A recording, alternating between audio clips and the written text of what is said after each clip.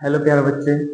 आज हम लोग बात करेंगे क्लास 12 के बारे में, जो कि बायोलॉजी चैप्टर 7 के बारे में बात करेंगे। जो भी बच्चे बिहार बोर्ड एग्जामिनेशन की प्रिपरेशन कर रहे हैं 2027 के लिए, उसके लिए फिजिक्स, केमिस्ट्री, बायो, मैथमेटिक्स का टोटल सोल्यूशन मिलेगा, क्योंकि अब बोर्ड एग्जाम ज्यादा दिन तक नहीं बचा है। अगर यहाँ से काउंट करेंगे अगस्त महीने से, अगस्त, सितंबर, अक्टूबर, नवंबर, दिसंबर, जनवरी, सिर्फ हम लोग के पास 5 से 6 महीना बचा है। अगर अभी से आप लोग तैयारी नहीं करेंगे तो आगे रिजल्ट खराब हो सकता है, क्योंकि 6 महीना ही अच्छे से तैयारी करना पड़ेगा। करना क्या है, हम टोटल चैप्टर वाइज आपको ऑब्जेक्टिव क्वेश्चन आंसर फिजिक्स का, केमिस्ट्री का, बायो का, मैथमेटिक्स का सॉल्यूशन, अगर बात करेंगे संस्कृत हो गया, हिंदी हो गया, उर्दू हो गया, मैथिली, सभी सब्जेक्ट का आपको सॉल्यूशन मिलेगा। करना क्या है, यहाँ पे जो हम ये क्वेश्चन आंसर आज दिखाने वाले हैं बायोलॉजी का, क्लास 12 का, चैप्टर 7 मानव स्वास्थ्य तथा रोग, इनमें से ये जो हम लोग क्वेश्चन आंसर तैयार किए हैं, जो टॉपर्स होते हैं उसके नोट से एनसीईआरटी बेस्ड बिहार बोर्ड के लिए स्पेशल, सिर्फ स्पेशल है यहाँ पे। बाकी बात आपको एक भी क्वेश्चन इधर उधर नहीं मिला। करना क्या है, आप सभी को, आपको कॉपी रखना है, 3 पेन रखना है, एक ब्लू, ब्लैक, एक रेड। रेड पेन से आप क्वेश्चन को लिख सकते हैं, मतलब प्रश्न को, आंसर को ब्लू या ब्लैक से लिख सकते हैं, क्योंकि आपको पढ़ने में थोड़ा अच्छा लगेगा। हैंडराइटिंग अच्छी हैंडराइटिंग से लिखेंगे तो पढ़ने में अच्छा लगेगा। गंदी थोड़ा सा रहेगा हैंडराइटिंग, थोड़ा समझ में भी नहीं आता है, इसलिए आपको नोट्स बनाते जाना, क्वेश्चन आंसर बनाते जाना, लिखते जाना, ताकि आप अगर कहीं पढ़ाई भी नहीं करने जा रहे तो अपने से घर बैठे भी पढ़ाई कर सकते हैं। करेंगे क्या हम लोग, एक एक करके थोड़ा सा यहाँ बात करेंगे सभी चैप्टर के बारे में। पहला चैप्टर क्या है हम लोग के पास, अगर यहाँ पे बात करेंगे चैप्टर 7, क्या है यहाँ पे, चैप्टर 7 क्या है यहाँ पे, चैप्टर 7 क्लास 12 का मानव स्वास्थ्य तथा रोग। इसका प्रश्न उत्तर आज हम लोग करेंगे, क्योंकि बहुत सारे टीचर क्या होता है देखते हैं, यूट्यूब पे पढ़ाते हैं तो क्वेश्चन आंसर कराते नहीं बच्चे। बहुत सारे बच्चे बिहार बोर्ड की क्या होता है, क्वेश्चन आंसर जरूरी है प्लस में ऑब्जेक्टिव। पहले क्वेश्चन आंसर करेंगे तो क्वेश्चन आंसर में ही हम लोग का थ्योरी छिपा हुआ है, इसी क्वेश्चन आंसर में से आपका ऑब्जेक्टिव भी बन जाएगा। अगर total question answer total chapter का कर लेंगे तो ऑब्जेक्टिव का आपको इजी तरीके से बन सकता है। तो हम लोग पहले बात करेंगे, ज्यादा बात करने की जरूरत नहीं है। तो करना क्या है, प्रश्न नंबर 1 में से क्या है, क्वेश्चन पढ़ेंगे, आपको क्वेश्चन भी लिखते जाना, थोड़ा सा समझते भी जाना है। कौन से विभिन्न जन स्वास्थ्य उपाय है जिन्हें आप संक्रामक रोगों के विरुद्ध रक्षा उपायों के रूप में सुझाएंगे। बोल रहे क्वेश्चन में, कौन से विभिन्न जन स्वास्थ्य उपाय है जिन्हें आप संक्रामक रोगों के विरुद्ध रक्षा उपायों के रूप में सुझाएंगे। अब एक क्लियर कर देना चाहता है, इसमें तो हो सकता है टाइपिंग कुछ मिस्टेक है तो आपको सुधार कर लेना है। हो सकता है हिंदी है, टाइपिंग करने में थोड़ा सा मुश्किल होती है। इसमें क्या बोल रहा है, सुझाव के बारे में अगर बताएंगे तो टीकाकरण। पहला सुझाव क्या है, टीकाकरण।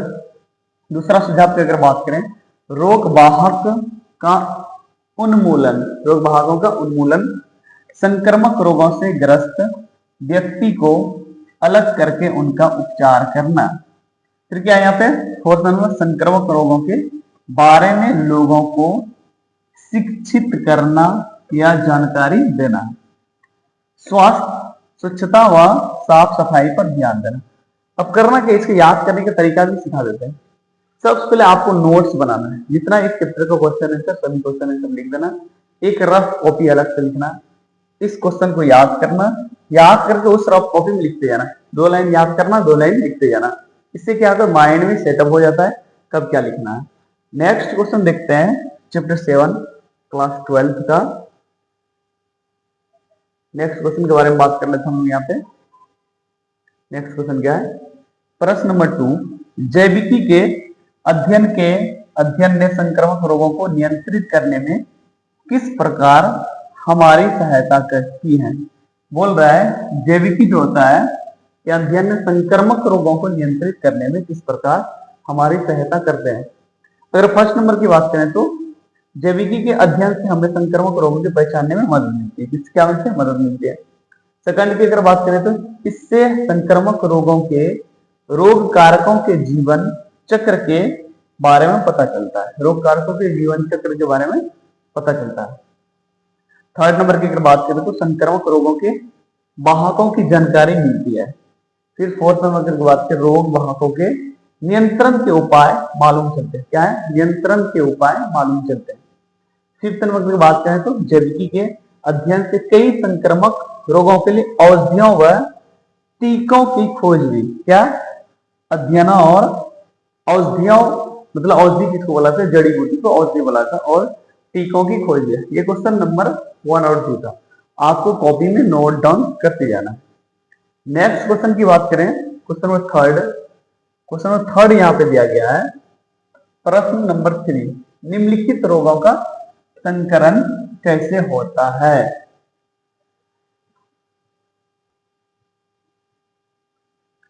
क्या बोला जा रहा है? निम्नलिखित रोगों का संकरण कैसे होता है, मतलब निम्नलिखित जो रोगों का ये बीमारी कैसे होता है ये बोल रहे हैं। पहला बीमारी अमीबा, अमीबा, फिर मिलेरिया है, फिर स्केरिया है, फिर निमोनिया है, निमोनिया। अब देखो इसमें किस प्रकार से बीमारी फैलती है इसके बारे में दिया गया है। अगर थोड़ा सा इसको ऊपर कर लेते हैं, यहाँ पे देख सकते हैं आप लोग। अगर अमीबा की बात करें तो अशुद्ध पानी से, अमीबा की बात करें तो अशुद्ध पानी, हो सकता है ये स्पेलिंग मिस्टेक है, आपको सही कर लेना है। मलेरिया की अगर बात करें तो मादा एनाफिलीज मच्छर के काटने से, ये इसके कारण मादा एनाफिलीज मच्छर काटने से हम लोग को मलेरिया बीमारी होती है। अगर 2 नंबर की बात करें, इसके रिश्ता बीमारी है गंदे पानी व संदूषित भोजन से। जिससे? गंदे पानी या संदूषित भोजन से। निमोनिया की अगर बात करें तो संक्रमित व्यक्ति के एरोसोल व संदूषित, क्या है?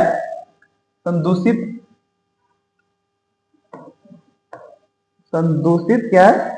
वस्तु के द्वारा, संदूषित वस्तु क्या है? कोई भी चीज के द्वारा होता है। क्लियर हो? Question number third. आपको करना क्या है, इसको या तो स्क्रीनशॉट लेना, यहाँ पे इसको छोटा कर देते, थोड़ा सा यहाँ पे छोटा करेंगे इसको, स्क्रीनशॉट, इसको आप लोग क्या करना है, स्क्रीनशॉट लेना। क्या करना है? यहाँ पे देख, इस तरीके से यहाँ से आपको स्क्रीनशॉट ले लेना। उसके बाद नीचे जाना है, यहाँ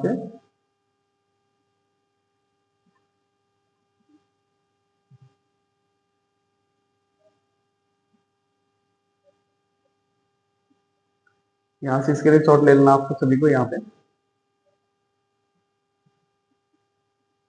नेक्स्ट क्वेश्चन की अगर बात करें तो नेक्स्ट क्वेश्चन नंबर 4 में दिया गया है।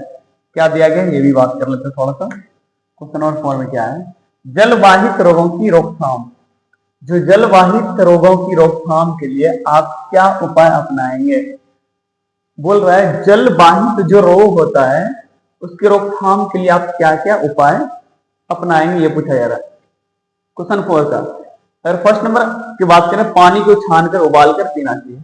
हम लोग को पानी को क्या करना चाहिए? उबालकर मतलब गर्म करके पानी पीना चाहिए, या तो छान कर पीना चाहिए।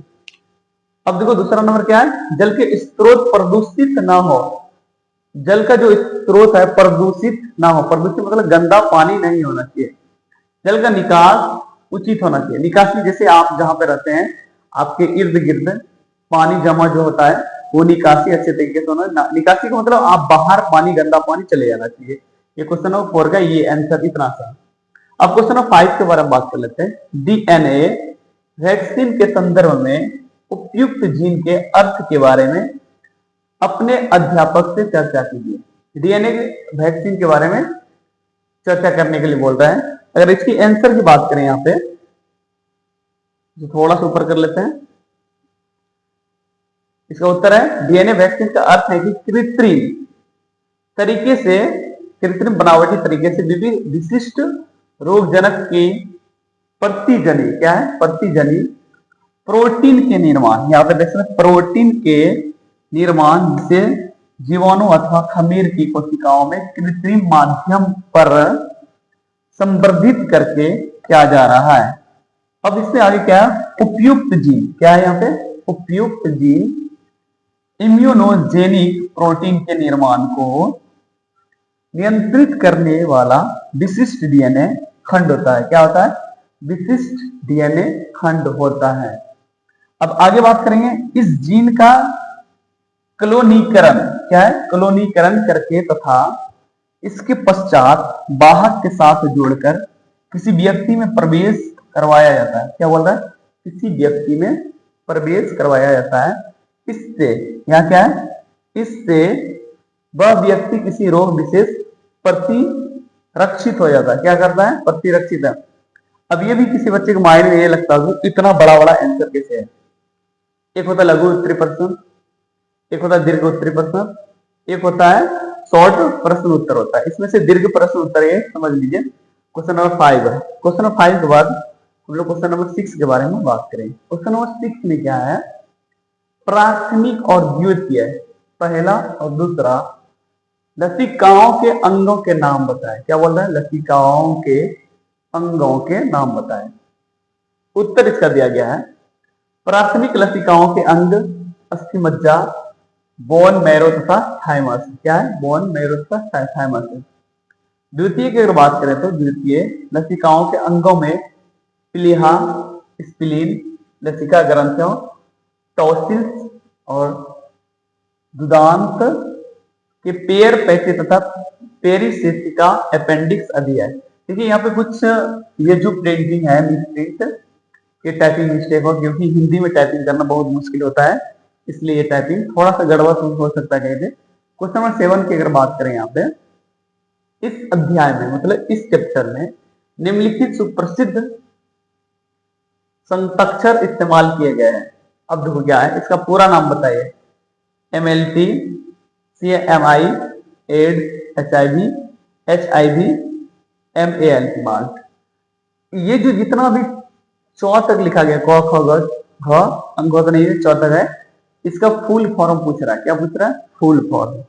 तो हम लोग एक एक करके सभी के बारे में फुल फॉर्म क्या करेंगे, इसको लिखते जाना है, आपको वीडियो रोक के लिखते जाना है एक एक करके फुल फॉर्म। अगर फुल फॉर्म की अगर बात करें यहाँ पे, पहला है MALT, mucosal associated lymphoid tissue स्लैम्स श्लेष्म लसिकाव उत्तक। क्लियर हो गया। सेकेंड CMI है, सेल मीडिएटेड इम्यूनिटी कोशिका मध्यस्थ प्रतिरक्षा। क्लियर हो गया। AIDS, acquired immunity deficiency syndrome.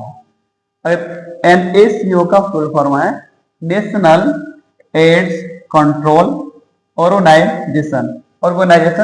ये जो आपको फुल फॉर्म दिख रहा है ये भी में लिख सकते हैं। यहां से आपको ऑब्जेक्टिव एक क्वेश्चन जरूर 100% मिलेगा। यहाँ पे HIV का full form human immuno deficiency virus. क्या है, ह्यूमन इम्यूनो डिफिशियंसी वायरस, इसका फुल फॉर्म। ये सभी का फुल फॉर्म आपको लिखते जाना है, ताकि यहां से देखिए एक ऑब्जेक्टिव 100% यहां से पूछा जाएगा। अब क्वेश्चन नंबर नेक्स्ट के बारे में बात कर लेते हैं। क्वेश्चन नंबर 4 के बाद 7 के बाद 8 के बारे में। क्वेश्चन नंबर 8 में क्या है, निम्नलिखित में भेद कीजिए। भेद का मतलब होता है अंतर कीजिए। क्या पूछा जा रहा है, निम्नलिखित में भेद कीजिए मतलब अंतर कीजिए। पहला है क नंबर, सहज जन्मजात और उपार्जित प्रतिरक्षा। यहाँ पे सहज जन्मजात और उपार्जित प्रतिरक्षा। फिर है स्वक्रिय और निष्क्रिय। स्वक्रिय और निष्क्रिय के बारे में नीचे बात करेंगे। यहाँ पे देख सकते हैं जन्मजात प्रतिरक्षा और उपर्जायित प्रतिरक्षा। सहज जन्मजात प्रतिरक्षा और उपर्जायित प्रतिरक्षा के बारे में बात करेंगे। इसके बारे में अगर बात करेंगे सहज जन्मजात के बारे में, तो यह प्रतिरक्षा जन्म के साथ ही प्राप्त हो जाती है। क्या है, ये प्रतिरक्षा जन्म के साथ ही प्राप्त हो जाता है। क्लियर हो गया। सेकंड नंबर क्या है, यह वंशानुगत होता है। क्या होता है, ये वंशानुगत, जैसे कि होता है जैसे किसी खानदान पे गया, बाप दादा नाना पे जो कुछ है तो उसके अकॉर्डिंग चलता है।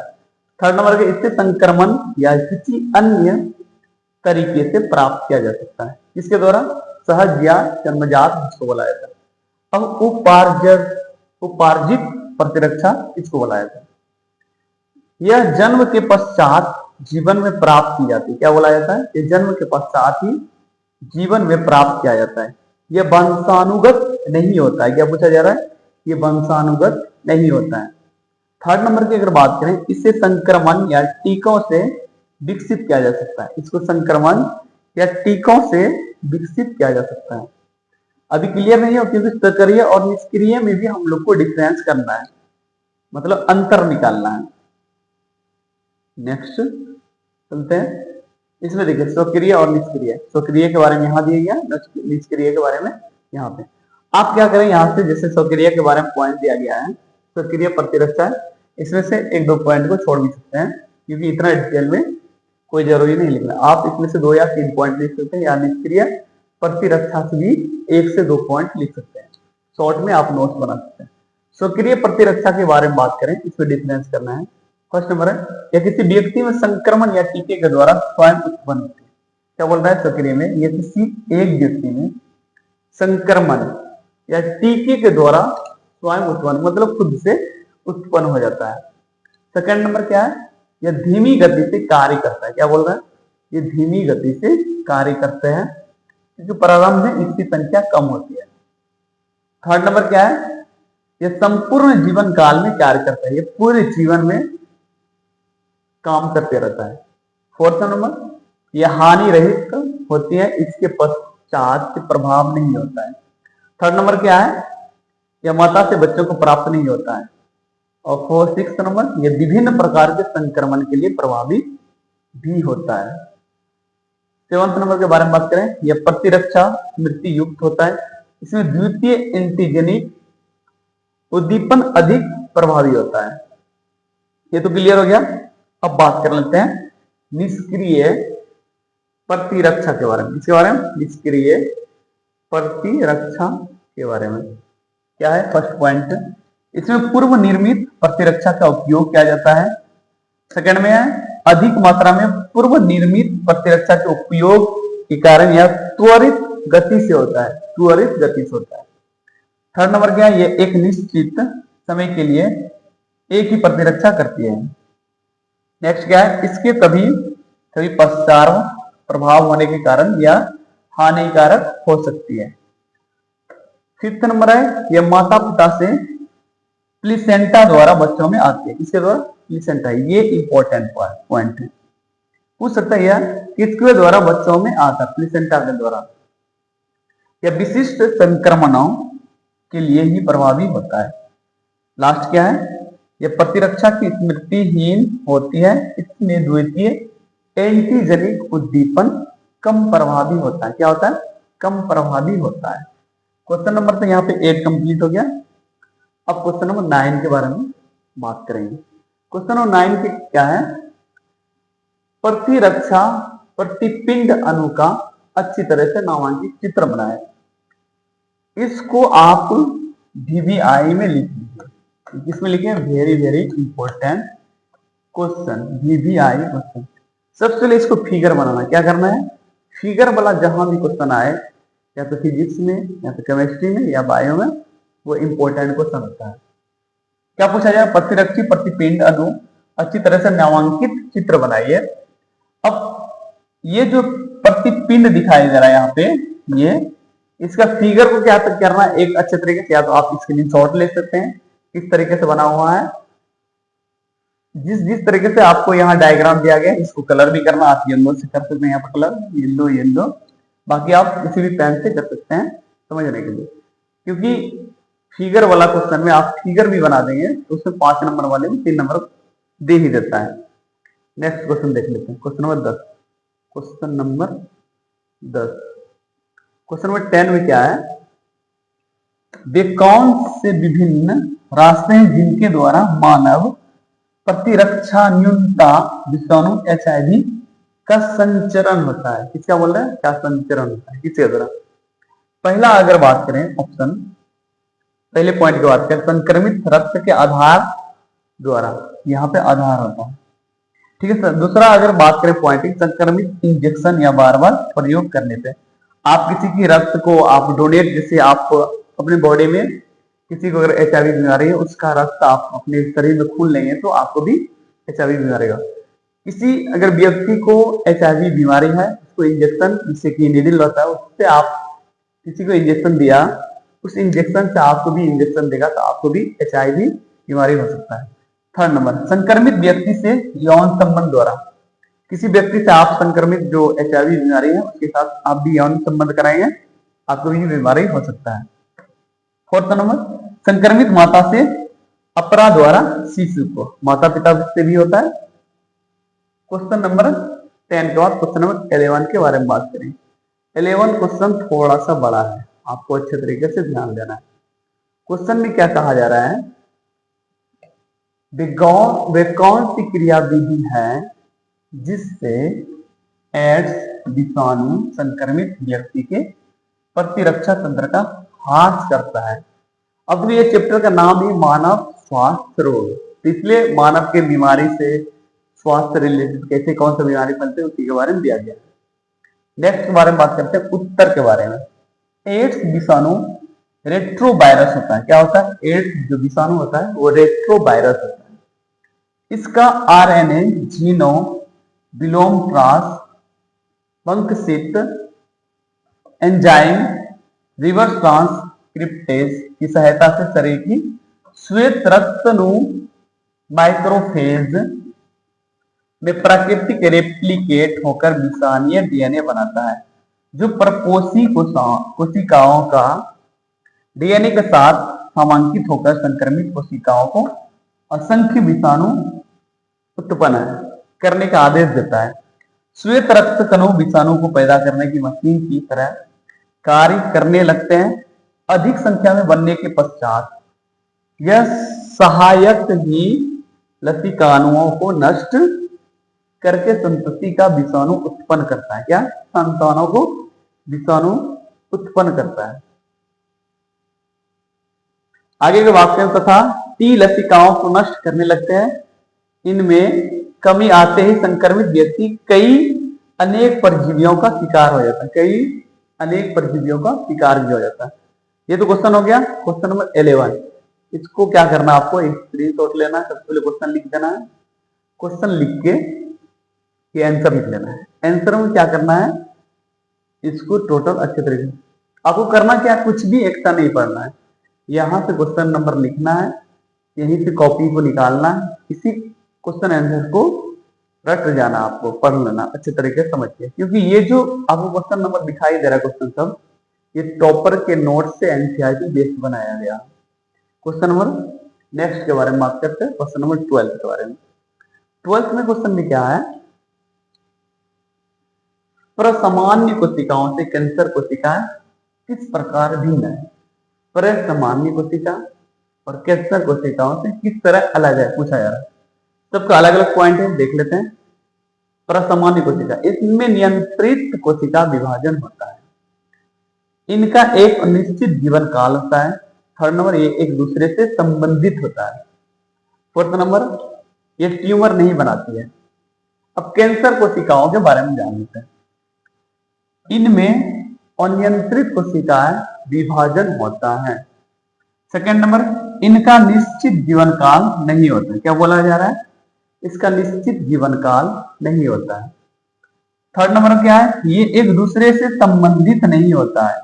क्या बोल रहा है, ये एक दूसरे से संबंधित नहीं होता है। फोर्थ नंबर, ये ट्यूमर बनाती है। ये क्या, ये ट्यूमर नहीं बना रहा था, ये ट्यूमर बनाते हैं। नेक्स्ट क्वेश्चन नंबर 13, क्या करना है, क्वेश्चन नंबर 13।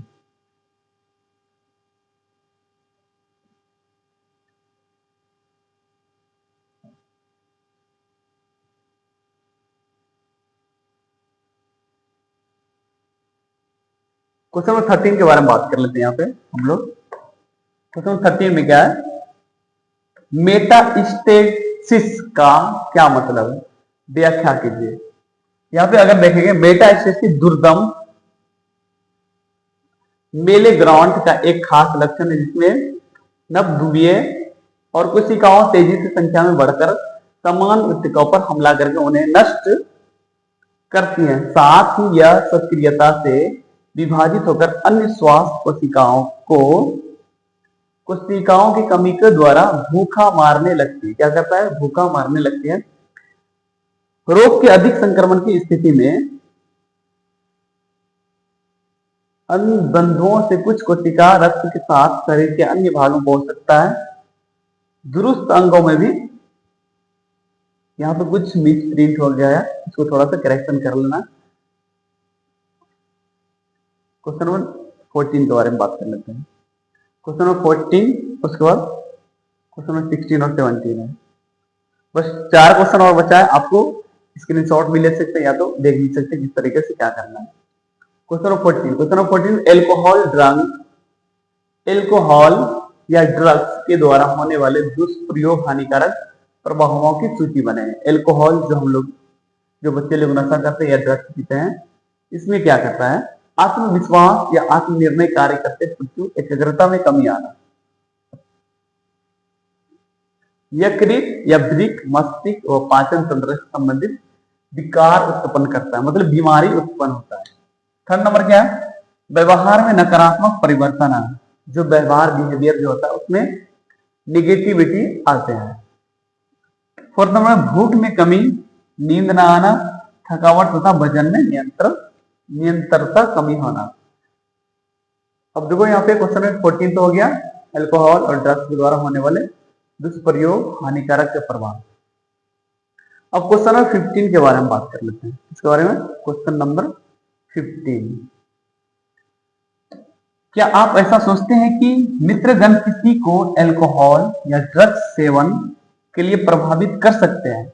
बोले जैसे होता है दोस्तों लोग में, यदि हाँ तो व्यक्ति ऐसे प्रभावों से अपने आप को कैसे बचाएं? जैसे होता है ग्रुपिंग, जैसे कॉलेज हो गया, स्कूल हो गया, उसमें क्या होता है? अल्कोहल का मतलब ये या तो बीड़ी, सिगरेट, शराब, दारू या कुछ भी गांजा वगैरह सब पी सकता है दोस्तों को ग्रुप में आकर। मित्रगण उसी को बोला जाता है दोस्तों के बीच।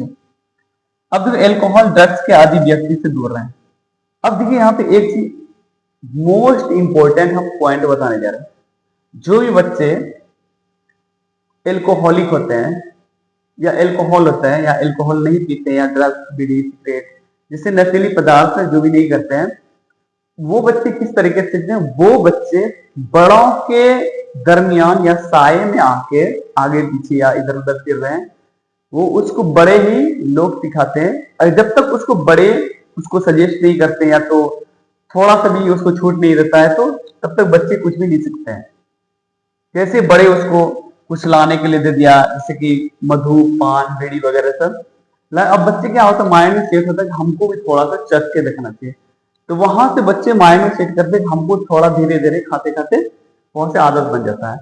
अब आगे क्या है? अपने परिवार व अच्छे मित्रों के संगति में रहकर। थर्ड नंबर, किसी भी प्रकार के दबाव में नशे से दूर रहकर, किसी प्रकार के दबाव में नहीं आकर नशा करना चाहिए। अपनी रुचि के सकारात्मक कार्यों पे व्यस्त रखें।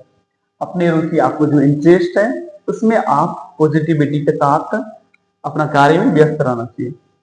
Question number last but not list, क्योंकि क्वेश्चन नंबर 16 और 17 के बाद हम लोग बात करेंगे क्वेश्चन नंबर, इसमें तो है ही नहीं क्वेश्चन नंबर, उसके बाद नेक्स्ट चैप्टर के बारे में बात करेंगे, उसके बारे में भी डिटेल में बात करेंगे। क्वेश्चन नंबर 16 में क्या है? ऐसा क्यों है कि जब कोई व्यक्ति अल्कोहल या ड्रग्स लेना शुरू कर देता है तो उस आदत से छुटकारा पाना कठिन होता है? आपने अध्यापक से चर्चा की थी, क्या बोला? अपने अध्यापक से चर्चा की थी। ये भी मोस्ट इंपोर्टेंट क्वेश्चन है, यहाँ पे इसको लिखना है। उत्तर है, एक बार जब मनुष्य थोड़ी मात्रा में अल्कोहल अथवा ड्रग्स ले लेते हैं तो उन्हें क्षणिक सुख की अनुभूति होती है, थोड़ा बहुत सुख की अनुभूति होता है, ऊर्जावान महसूस करते हैं तथा अल्कोहल व ड्रग्स के बार बार सेवन से हमारे शरीर में उपस्थित ग्रंथियों के सहन करने का स्तर बढ़ जाता है। अब क्या करते हैं? जब बच्चे या बड़े या बूढ़े कोई भी धीरे धीरे छोटा छोटा पार्ट में जब वो सेवन करने लगते हैं, उसका नशा जो करने का जो नशा रहता है उसको सहने की क्षमता बढ़ जाता है, तो उसका वो आदी हो जाता है। इससे नशे की अधिक मात्रा ली जाती है तथा व्यक्ति नशे के आदी बन जाता है धीरे धीरे। क्लियर हो गया? क्वेश्चन नंबर 17, क्वेश्चन नंबर क्या है यहाँ पे? 17, प्रश्न नंबर 17, आपके विचार से कुछ किशोरों को अल्कोहल या ड्रग्स के जीवन के लिए क्या प्रेरित करता है और इससे कैसे बचा सकता है? क्वेश्चन नंबर लास्ट में बोला जा रहा है, क्वेश्चन नंबर 17 में, इसमें किशोरों जो बच्चे 12 से 18 साल के बीच के या उससे बड़े 12 साल से, तो उससे बचने के लिए नशा से या अल्कोहल से या ड्रग्स से कैसे बच सकता है? उत्तर है किशोरों के प्राकृतिक जिज्ञासा, शैक्षिक व सामाजिक तनाव से बचना चाहिए, नशे की प्रगति के सूचक के रूप में देखना, संचार माध्यम, नशा करने वाले मित्र। इससे बचने का उपाय क्या होता है? अच्छे संगति में रहकर आप बच सकते हैं। किसी भी प्रकार के दबाव में ना आए, ना कहने की आदत डालें। ना कहने की आदत का मतलब, अगर आपको कोई बोले कि थोड़ा सा चख लो मेरे भाई, एक सुट्टा मार लो, बोलता है दोस्त लोग कि एक सुट्टा मार लोगे तो बड़ा मजा आएगा, चख लो एक बार। वही सुट्टा मारने के चक्कर में वो बच्चे एल्कोहल के आदी बन जाते हैं। समझ गए? वो बच्चे क्या होते हैं? एल्कोहल के आदी बन जाते हैं। क्लियर हो गया?